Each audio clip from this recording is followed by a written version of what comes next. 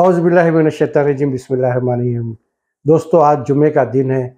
बहुत बड़ा दिन होता है। लोग जो है भले 7 दिन नमाज़ पढ़ो ना पढ़ो, जुमे के दिन तो नमाज़ अदा करते हैं मुसलमान, चाहे वो नाम के बोलिए या फिर पक्के मुसलमान बोलिए, लेकिन एहतमाम से जुमे की नमाज़ होती है। हमने भी पढ़ा है और अल्लाह सबको नेक तौफ़ीक़ दे। नमाज़ पाबंदी से पढ़े और समझ के पढ़े।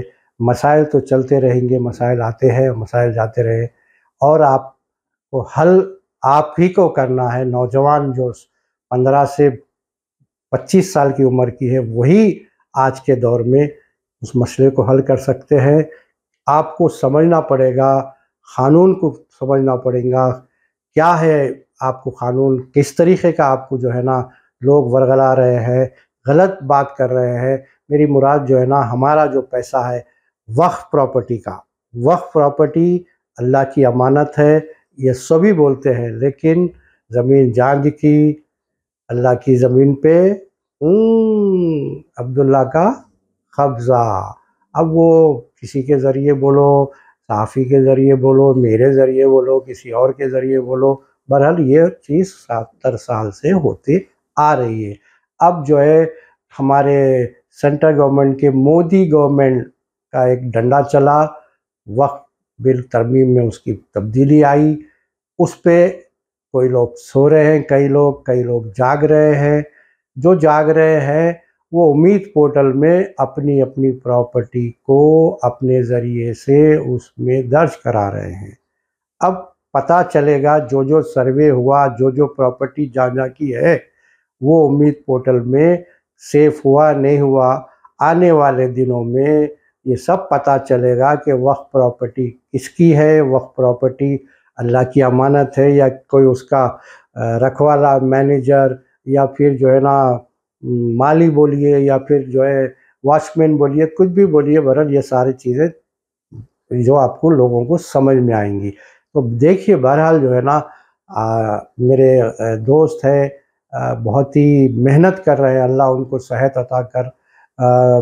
जनाब सैयद साहब, गौस साहब जो है ना, जो IND टुडे के जो काबिल तरीन शख्स है, उन्होंने वक्फ़ बोर्ड को पिछले 2-3 महीने से समझने की कोशिश की है कि आखिर मुसलमानों के लिए क्या बेहतर हो सकता। वो जो खुद आगे बढ़े हैं, जो नहीं तो जो है ना कुछ लोगों की ऐसी मोनोपोली थी कि वही काबिज़ थे, वही जो है रहबर थे, वही जो है कब्ज़ेदार थे, वही जो है लिखने वाले थे, वही पढ़ने वाले थे। एक शोजा बना के रखे थे उसको।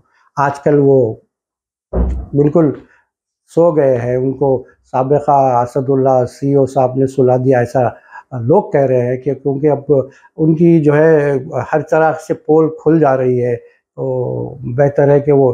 तो हाल ही में हमारे एक दोस्त, जो मैंने नाम अर्ज़ किया था, वो सब, उन्होंने एक बहुत ही सीनियर मेंबर, जो हमेशा से जो है ना, मैं तो जो देख रहा हूँ 25-30 साल से वो मेंबर है, और वो खुद जो है ना बहुत ही ज़बरदस्त खुलासा किया। उनका इंटरव्यू उन्होंने किया, बाज़ाब्ता जो है उन्होंने हर वो चीज़ से लोगों को वाकिफ़ करा। मेरे हिसाब से हुकूमत को भी, अब जो रेवंत रेड्डी की हुकूमत भी है, तो उसको देखना चाहिए, क्योंकि कहाँ-कहाँ क्या-क्या तबाही आई इस 2 सालों में।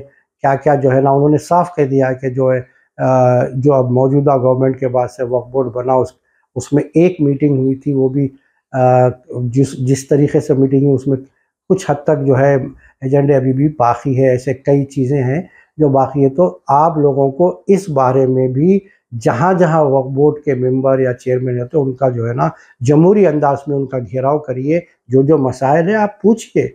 ऐसा नहीं है, शादी खानों में ज़्यादा दिखते हैं ये लोग, क्योंकि एक समाज के इज़्ज़तदार लोग हैं ये।